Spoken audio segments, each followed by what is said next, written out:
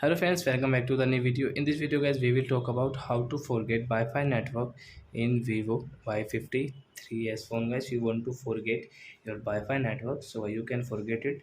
And guys, let's see how to forget Wi-Fi network. And guys, you can see how to remove Wi-Fi network. So before starting video friends, I want to tell you, if you're new in my channel and you are watching video first time, so first of all go and subscribe my channel, click the bell icon and like my videos. So now let's start. First of all, open your phone's setting, network and internet guys. Click here, click on Wi-Fi. So you can see guys which Wi-Fi guys you want to forget. Guys, same setting guys, click here, and guys you can see forget option. So you click on this forget. So guys this Wi-Fi will forget in your phone. Then guys when you will connect, then guys again guys you will have to enter password. Then guys you can connect this Wi-Fi. So I hope friends you have understood how to forget Wi-Fi network in Vivo phone. So that's it guys. Thanks for watching my video. Now we will meet on next video with new topic. Before guys, please go and like and subscribe my channel. Bye bye friends.